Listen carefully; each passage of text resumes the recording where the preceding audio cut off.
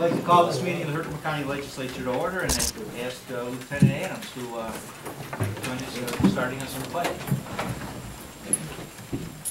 I pledge allegiance to the flag of the United States of America and to the republic for which it stands, one nation, under God, indivisible, with liberty and justice for all. Would you stay standing for a moment of silence for our veterans?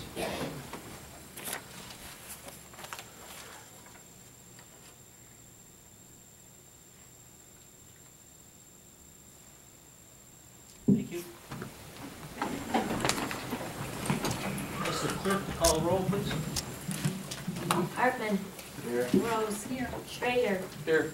Lenine. Johnson. Here. Hendricks. Here. Hyde. Brzezinski. Here. Mano. Here. Smith. Here. Bono. Here. Ackerman. Here. Kaplinsky. Here. Corse. Here. Russell. Here. Shaw. Here. Weekly. Here. 15. Quorum.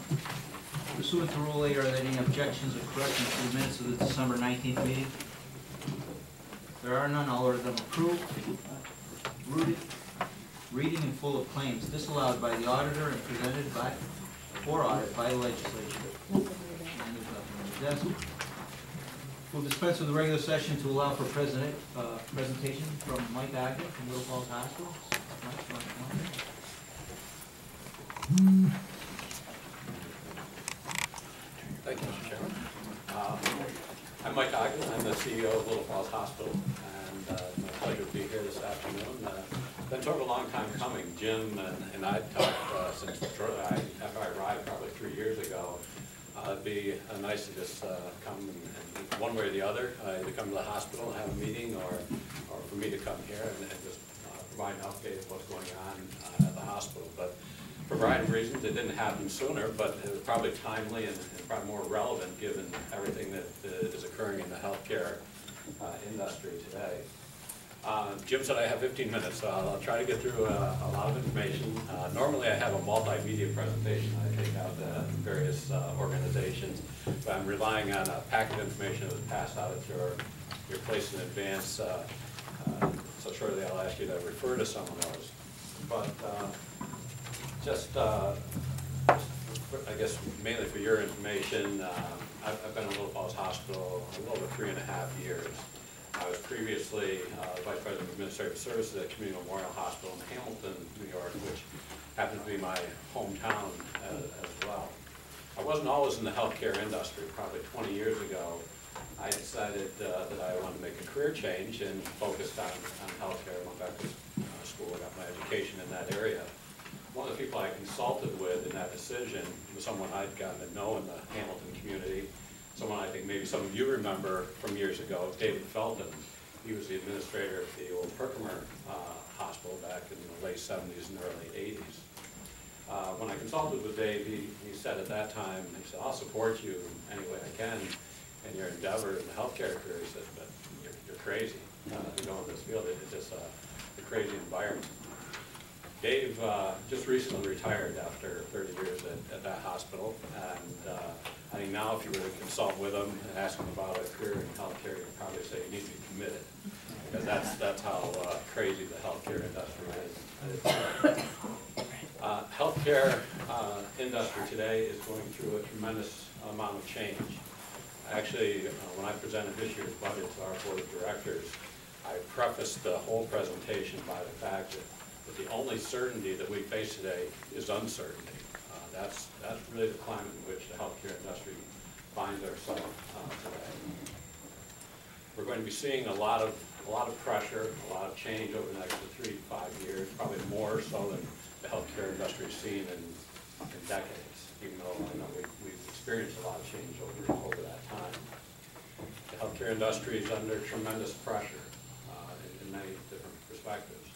You're under financial pressure, like most of you who are in businesses or even government. We have decreasing reimbursement from all payer sources. Yet we have increased costs, which is difficult to find margin in that scenario. We have a lot of transformational issues that are occurring in the industry. There's pressure on us to find efficiencies and economies of scale, while also adopting and adapting to new technologies. We also have performance pressures. We are traditionally paid on a fee for service. Basically, if you come and get a service, we get paid for that. Maybe not what we want, but in the future, that payment is going to be linked to performance, outcomes, results. And I don't think that's wrong. I think that is the direction that definitely the healthcare should be headed, that we are paid for achieving the highest level of performance. But all these things together, at this point in time, make it very difficult for healthcare leaders to really develop strategic direction that we can rely on for any period of time. You put a plan to paper, and before the ink dries, things change. So the healthcare industry, again, is going through a lot of change. What does this mean to the healthcare industry?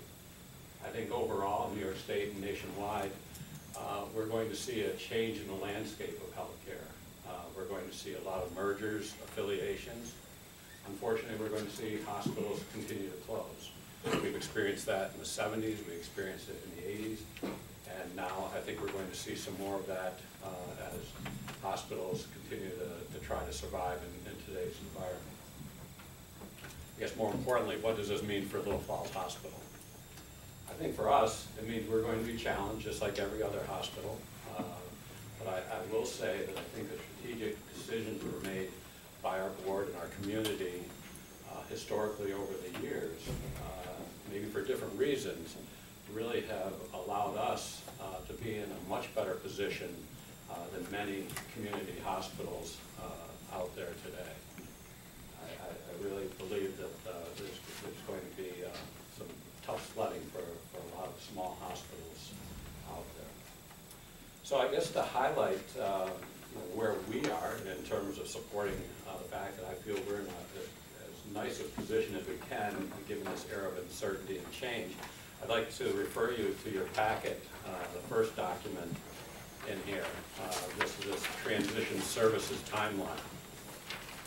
I placed this in here because certainly I've only been here 3.5 years, and I was somewhat distant from the things that were occurring in this area in terms of healthcare over the last several decades. But I think this brings to light historically what has occurred at Little Falls Hospital, but I think it also brings to light what other hospitals I spoke of that are going to be facing similar challenges in today's environment. And I'm not going to go over the whole thing, I just want to point out some highlights. But if we start back in October 2004, Little Falls Hospital was in a very serious financial difficult position at that point in time. There was a lot of things that led to that, but as a result, the board and community made some very difficult and sometimes unpopular decisions at that time. As I pointed out, I think they were great decisions for where we are today. We converted from a community hospital to a critical access hospital, which really only means that we are limited to 25 inpatient beds. Now, that was a big change from a hospital that was 150 beds. Culturally, that's been somewhat difficult to overcome over the years, but I think we've made significant progress in that area. But as we look back on it, as difficult as that was to convert from 150 to 25 beds, it is the right thing to have happened. We in the industry are continuing to see pressure to decrease our inpatient utilization in lieu of more outpatient services and community-based services, which is what we're building toward for the future. We closed our maternity department, something else that's happening across the state and across the country in what I'd say small and medium-sized hospitals. I'm even seeing some 100-bed, 150-bed hospitals closing their maternity departments today from a lot because of the liability situation, also recruiting physicians to those communities to provide those services. Bassett, we affiliated with the Bassett Healthcare Network informally in 2004. That was a formal affiliation in 2006. At that point, we entered into an administrative services contract and a medical services contract. Through the medical services contract, we were able to change our staffing in the emergency department to 24-hour coverage by emergency room physicians. Prior to that, from what I understand, there was PA coverage and rather spotty at best Bassett also opened a surgical specialty clinic at Little Falls Hospital at that point in time. Then in August 2005, we gave up our inpatient surgery program in favor of an outpatient surgery program. At this point in time, and since 2005, we do not do any inpatient surgery. We do all same-day surgeries. I think the thing that the community sometimes loses sight of, and I think we need to do a better job of, is relating to people what services we do provide to the community. Because people generally assume, because of the changes that we've gone through, that we do not any longer provide surgical services. But we do, in fact, provide all types of same-day surgeries. And again, this is a trend that's occurring across the country with technology and, again, some of the pressures from the payers. We're seeing a lot of activity around increasing outpatient surgeries. People that can come in the morning and leave in the afternoon and go home and recuperate with some community-based care or home-based services. In December 2005, started really the closure of the Little Falls Hospital primary care clinics. We had several clinics at that point in time, St. Johnsville, here in Herkimer, Little Falls, Dolphinville, Newport. Over this period of time, we turned over 3 of those health centers to Bassett Medical Center. They have 28 health centers. They are in the business of providing primary care. They could do a much better job than we could. We did not have the organizational support to adequately provide for primary care. So at this point, Bassett Medical Center does operate Herkimer Regional Health Center, St. Johnsville, and Little Falls Clinic. We expect at some point in the future we will be turning over Dolphinville and Newport to Bassett Medical Center. Now we jump to June 2009. That's surely about the time I arrived. Another difficult decision. We decided to close our nursing home, which consisted of 34 beds on the 4th floor. It's a very emotional decision for a community and a board to make. But again, the right decision. The area was overbedded in long-term care beds. Again, 34 beds does not provide you the scale to really provide the quality and services that you really need to provide the dependent population. So again, closing that unit, what it allowed us to do is work with our other affiliate, Valley Health Services, who is a 160-bed nursing home here in Herkimer. This has allowed them to create an adult day health care program that operates at Little Falls Hospital, which we opened nearly 2 years ago. And it also has allowed them, most recently, to get their approval for assisted living units within the county. So we expect further progress in that area. January 2010, we started our hospitals program. That allows us basically full-time physician coverage for our inpatients. At all times of the day, we have a physician on our inpatient unit that takes care of patients' medical needs. We found that improves the total quality of care, as well as the communication and coordination of care of the patients and family members. We also started our own in-house laboratory services. This was a service that had previously been provided by Centrex Labs, but now that we were an affiliate of Bassett Medical Center, we were able to establish our own laboratory program and keep all that business within the hospital and also within the network. Then in 2011, we opened a new 12-station renal dialysis program. What we did, I know many of you have visited that when we had the open house. We took the 3rd floor of the west wing of the hospital, 10,000 square feet, totally stripped it out, rebuilt it for a 12-station dialysis program, which was very much needed in this region as people were driving long distances to get that service. Then in 2011, we began construction of a new primary care office on the Little Falls Hospital campus. That is complete at this point. Dr. Adams and Dr. Grace are in that office with a new nurse practitioner, but it also has allowed space for additional providers to be added to that office, which we are recruiting for now. And then this past year, which I want to move on to next, we've started on nearly $12.8 million in renovations to the hospital overall. So that, I'm not going to ask you to walk through the whole program, but in your packet, I believe on the right-hand side, there's a document here that takes you through all the various projects. So I'll try to just go over them in explanation. As I mentioned, Little Falls Hospital was a 150-bed hospital. We're now a 25 inpatient bed hospital. So we have a lot of room within the hospital to really develop our outpatient services. And the services that we were providing on an outpatient basis, we really provided in spaces that were built primarily for inpatient utilization. So we felt that we needed to invest in our facilities to renovate those areas. Approximately 3 years ago, we renovated our emergency department and our inpatient unit, and then with our dialysis program, we've invested nearly $10 million in the hospital over the 5 years up to this point. With this project, it entails several different phases, but the primary project scope includes approximately 5 different areas. We're going to centralize and renovate all of our radiology services. We've got radiology services scattered throughout the hospital. We're going to be centralizing them all in one area on the first floor.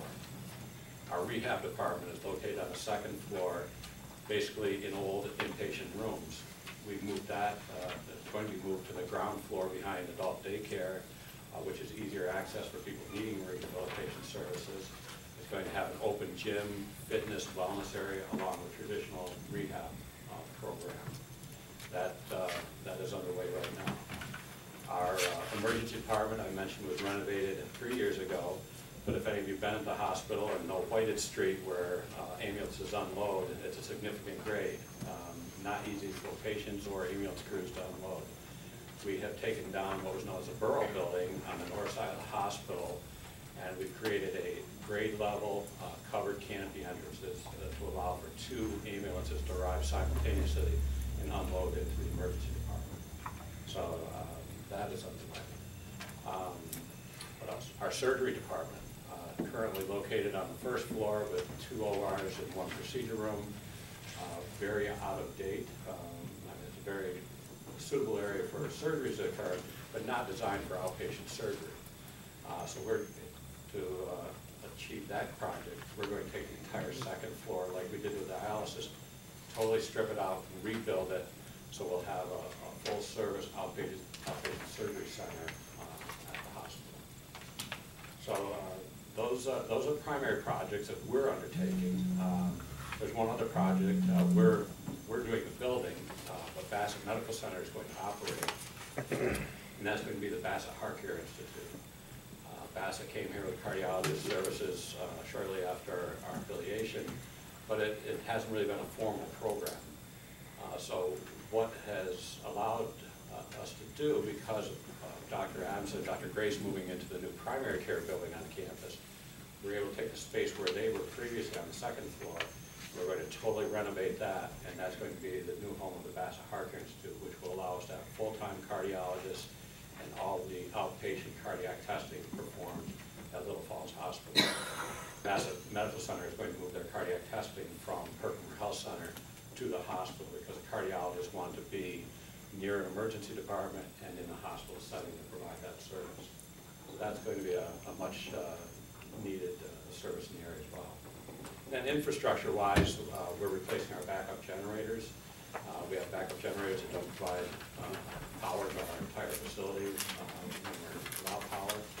So we're replacing those, and we're also replacing our main lobby elevators, which are original 1962 construction, are getting tired, and if we're going to bring people to these new outpatient services, we need reliable transportation to get there. So those are some of the projects that are going on right now. Actually, we're in the sort of completion phase of rehab, the new emergency department entrance. Cardiology will come online mid-February, and then we'll begin on the surgery project, hoping to have all these things completed by the end of August. So we're really excited about the renovations. And the good thing about it is we do not have to rely on financing or taking money out of our operation, which there is enough margin there to take out of to support these projects. We're lucky enough to get grant funding, some requests from people in the community from years ago who thought they could help the hospital in future years. So we had requests, and we also are doing a capital campaign. At this point, we've raised almost $1.4 million out of a $1.8 million goal. So we're making very good progress in that area. I know time is running short, but I'd like to point out too in your packet, there's a flyer in here, passionate about our patients. We can talk about technology, we can talk about the new facilities and all that, but this is what it really comes down to. This is an award we just recently were notified of by Press Ganey. Press Ganey is a national ratings agency that rates over 10,000 healthcare facilities across the country on patient satisfaction. And as a result of that survey of our patients, they've determined that we were one of 19 hospitals nationwide who had identified as a top improver for patient satisfaction in our outpatient services. So this is quite an award for a small hospital in Herkimer County to receive. And really, this is what, for me, is going to drive the success of our hospital. It's the relationships we have within the organization, relationships we have with the community, the relationships we have with our patients. If we don't provide the best quality, the best safety, and the best patient satisfaction, we won't survive. That's the future of healthcare. And I'm very proud to say that, again, I think we're positioned very well for the future, despite all the challenges. I think as we look a little further forward, in your packet also is our annual operating plan, and there's an innovation pillar which talks about accountable care and medical home. You're hearing a lot of this out in print and media. There are a lot of buzzwords out there about population health management. I think we're going to see a lot more of that over the next 3 to 5 years. And I think, again, being part of an affiliate of Bassett Healthcare Network positions us very well. We've got primary care, we've got long-term care, we've got acute care with our hospitals, we've got durable medical equipment with First Community Care, and we've got home care services with home care. So really, the Bassett Healthcare Network and all the affiliates, as we look to managing population health, have all the elements in place to do just that. So I really see that as where we're going in the future. And the link to all that, I should mention that is really the electronic medical record. Come February 2nd, all the affiliates, Bassett Medical Center went live in December with an inpatient electronic medical record. February 2nd, all the affiliates will go live. At that point in time, all the primary care offices, all the outpatient services, all the inpatient services across 5,000 square miles, which makes up the Bassett Healthcare Network, will be linked by an electronic medical record. So if you're a patient that comes into, let's say, primary care in Herkimer, and that's where your regular care is, and then you end up in the emergency room, you end up with lab tests, radiology tests, maybe you had some cardiac service, you end up with some interventional cardiology at Bassett, end up in rehab at Valley Health Service. All those records and all those test results are going to be connected. So with the better coordination of care for you, less duplication of services, and that's really what's going to drive efficiencies within the healthcare system and drive down costs. So that, very quickly, is really where we are today. Thank you for coming in, and on behalf of the legislature and the people of the county, thanks for your commitment and your dedication to the community. Thank you very much. I'd like to see that. And Any questions? Well, certainly I welcome questions at their time. I do want to point out that my card is in your folder. I want you to have that. My cell phone is on there, my office phone, email. If you're hearing anything out in the community that I should be aware of, I welcome that. I'd like to hear that. If you ever have any questions, I also welcome that as well. Any questions? Thank you. Thank you. will now have commentary by the residents. I would ask that you hold your comments to no more than 5 minutes apiece for a total period of 30 minutes. And then we have one person sign up, Mr. Carl Streeter from Millian, and his subject matter of the new year. Thank you, Mr. Chairman. Yeah, it's a new year, and I wish you all a very prosperous and helpful, progressive new year. Not only for yourselves, but for the work that you do for us in the county. We all make resolutions. I think many of us make resolutions. They're all well intended, and I hope you've made your own personal resolutions. I'd ask you to add one other, and that is to operate with an open mind when it comes to some of the larger issues that face this country. Somebody once said a mind is like a parachute. It only works when it's open. And I think some have closed their mind to options that are available on the jail. And we've got another year in which we can re-examine our position. And I ask you to give serious reconsideration to some of the positions you've taken in the past. We just had a very informative and impressive presentation about an organization, an enterprise that really has got their act together. They seem to have been able to recognize their own limitations and have abandoned those to larger, more efficient organizations, and that they've seen places where they can grow their own services and are doing that, and they're a tremendous asset to this county. You too can do the same thing with the challenges that face us. We're going to be hearing a presentation soon, I hope, about the innovative, novel approach to combining some services, health services, with our educational community. That's tremendous, win-win. Like to see that happen, and there are other opportunities for developing that same kind of cohesiveness, cooperation, collaboration between the county and other counties. So, happy New Year to you all. Keep an open mind. It can be a collaborative kind of activity. It doesn't have to be hostile or belligerent or in your face. Thank you very much. Thank you. Moving on, the communications received by the legislature and the committees to which they have been referred are listed on the agenda. Does any member of the legislature request any particular communication be read? Pursuant to Rule 6, Number 8, reports of standing committees, are there any chairmen that want to speak on the progress of the committees? There are none. Now continue with the consent agenda. Will the clerk please read the title of each resolution on the consent agenda? Number 1 is the Public Safety Emergency Management Committee with the monthly report of the sheriff. Number 2 is Ways and Means Committee, authorizing the auditor to process real property refund applications and correct errors on tax rolls. Number 3 is Ways and Means transferring funds.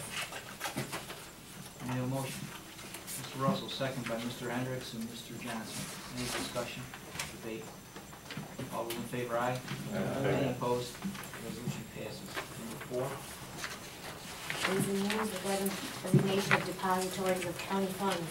This resolution designates the banks listed on the for the deposits of all monies received by the Herkimer County Treasurer for the year 2013.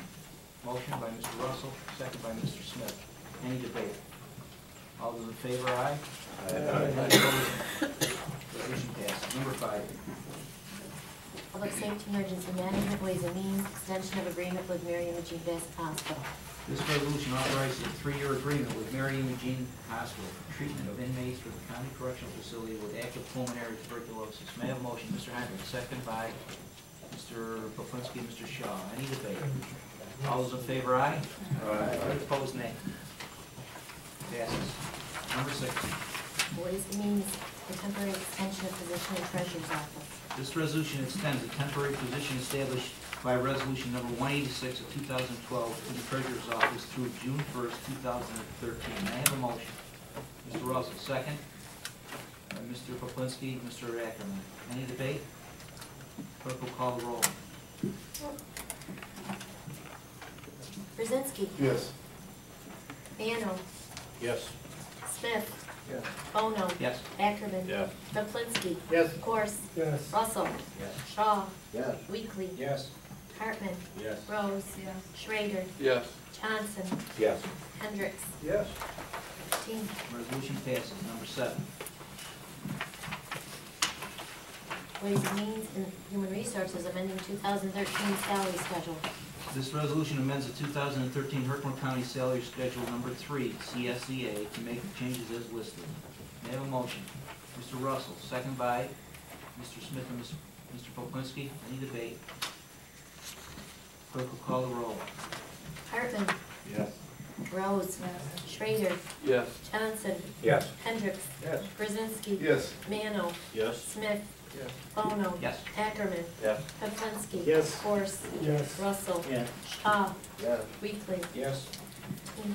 Resolution passes. Number 8. Planning and Development in connection with the Herkimer County IDA project. This resolution authorizes the chairman to confirm the findings of the Herkimer County IDA in connection with the project listed. May I have a motion? Mr. Poplinski, second by Mr. Johnson, Mr. Ackerman. Any debate? Mrs. Rose. Mr. Chairman, when this was brought up in committee, I was not at the IDA meeting when the arrangements were made on the price dropper where the discussion was held. So at the committee meeting, I asked what was being offered, and I do appreciate Mr. Wallace spoke to me before this meeting, that this means a considerable amount of employment in the city of Little Falls. It also brings a quality of life issue having a grocery store like the Price Chopper there. The terminology, though, in this resolution provide financial assistance in the form of a straight lease arrangement in connection with the construction.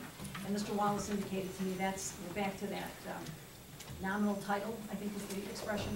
And I would ask, because we know that we have, I guess, a similar nominal title situation with the Rockefeller site in Herkimer, I would like a straightforward, and not asking for it now before the vote, but I would like a straightforward written legal opinion of just what this obligates the IDA or the county in this particular situation, and I would imagine it would transfer to the situation as far as the Quackenbush site, just what a straight leased arrangement means in terms of nominal title as it relates to obligations and liabilities for either the county or the IDA. And I would ask, sir, that maybe you can ask that something be put in writing from whatever legal sources would be qualified to do that. I'd appreciate it.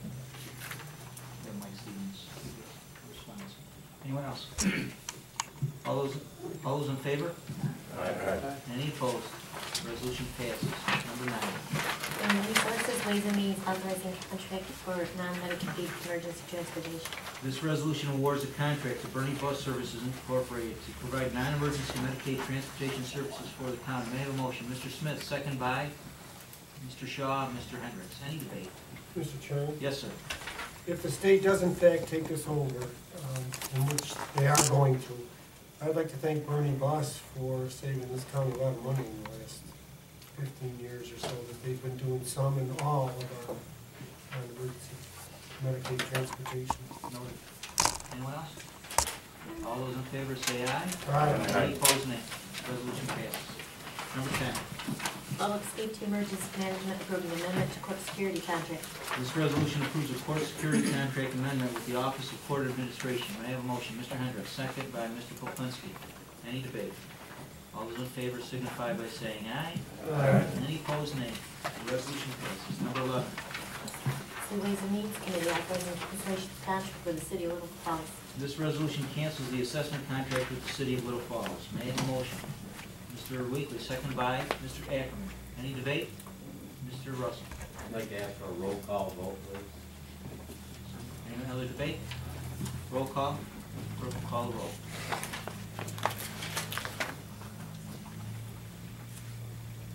Shaw. Yeah. Weekly. Yes.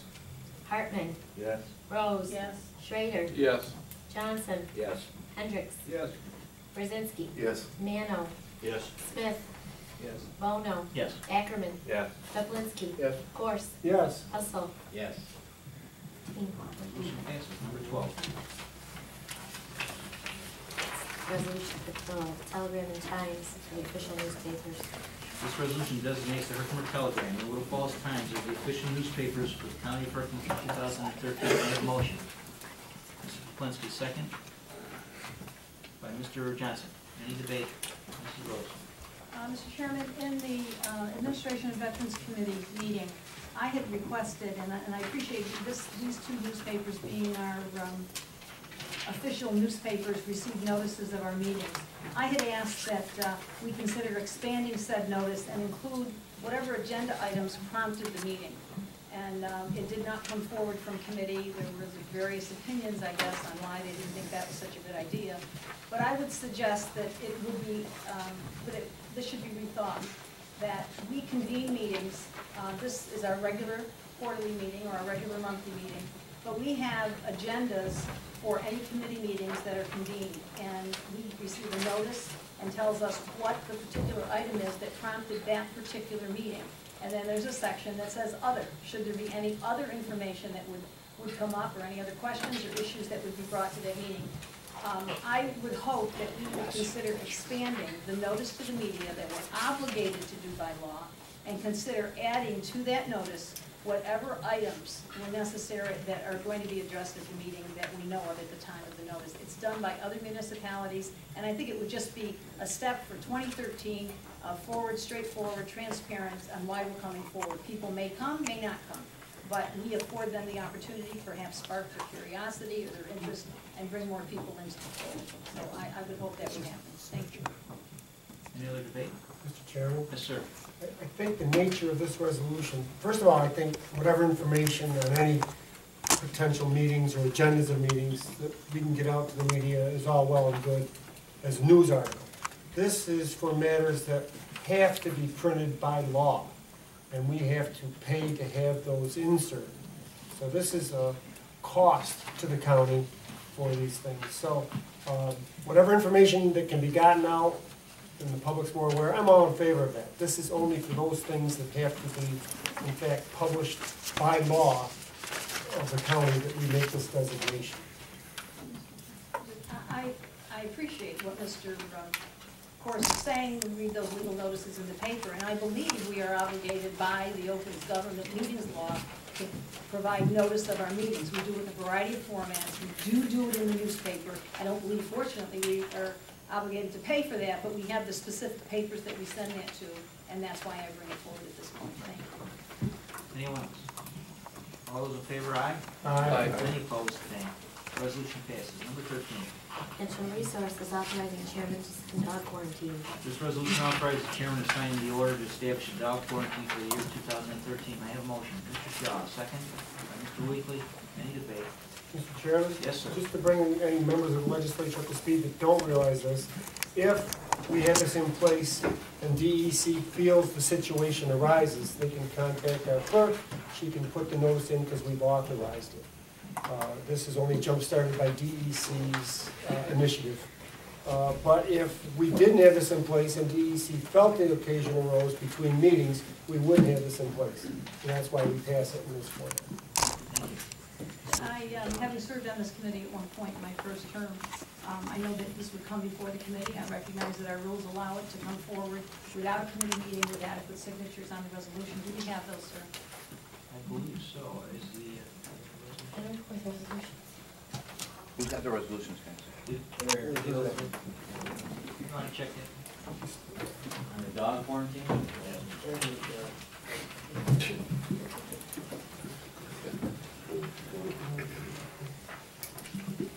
There's 4 out of 7. Yes, I did. 4's enough. Thank you. Knowing 4 out of 6. All right, thank you. No other resolutions. We'll now go to the legislators' comment period. Is there any legislator wishing to speak at this time? Mr. Chairman? Yes, sir. Okay. On the resolution concerning us offering assessing services I'm and... sorry. That's okay, go ahead.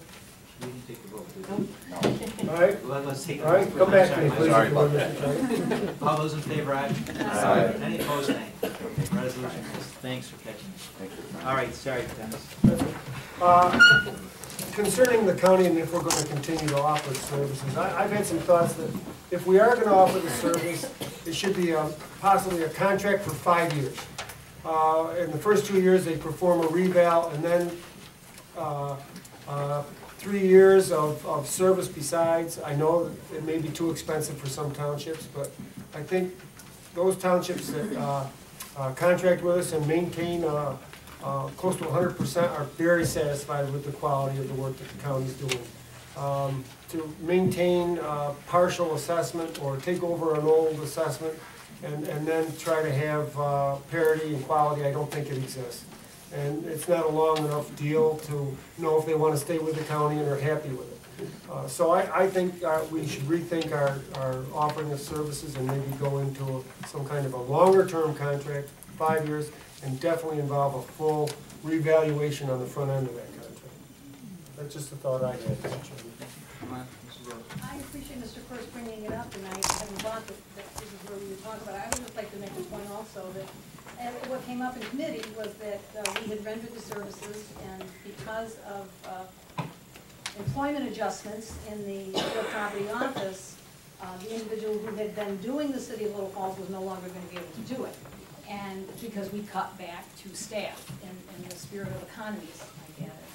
And I would suggest that, along with what Mr. Force says in contract review, we also have a, and that we all be informed on, I'm not sure which committee would have the oversight, but that we all be informed of the workload distribution in that department, because after we've had those layoffs, we have now lost a significant contract, and there could be other adjustments that will have to happen with the labor force. If we had adequate staff in there post-layoff to carry the City of Little Falls, and we don't have them now. And we know that we want to be looking at economies wherever we can, and I hope that we can have a better understanding of the workload distribution, the kinds of things that have to be done in that office, because those of us who are not involved in tax mapping and things, maybe as a legislator, we can be just more informed of what the demands are, and then going along with what Mr. Corr said, when you have a 5-year contract, what does that mean in terms of staffing? If you make a commitment to townships to render their services, you want qualified staff there. But I think with the layoffs, it's been determined that we don't want to have staff when there's not the work for them to do. So I hope that we can have the director of that program do a presentation for us with some data to suggest how that workload is distributed and what the impact of losing a significant contract one would expect to have on the staffing in that department. Thank you. Any other comments? Mr. Gross. Well, Mr. Chairman, I just want to make a note on that. The legislature did not have to say yes to authorizing the reduction of that contract. In other words, saying that we would make it null and void. We did that because we felt that it would help, one, the person that was going to be doing the work, and two, it would be helping the city. And I think that should be noted. We had adequate staff in there to be able to handle that contract. And I think it's important that the people know that. And also, Beth certainly was aware of the fact that this could happen. And talked to her, and she's probably, if we want to ask her to give us a presentation, I'm sure she's probably. Anyone else? Mr. Shaw. That yes also saved us some money in unemployment. You are correct.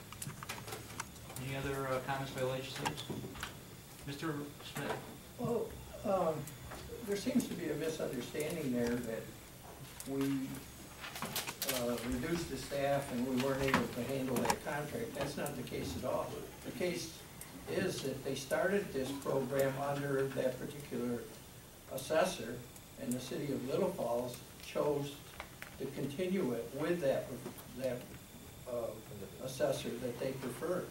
I mean, we have the staff to handle the Little Falls situation if that's what they want, but they want to carry out the program under the assessor that was doing the job. So that should be brought out.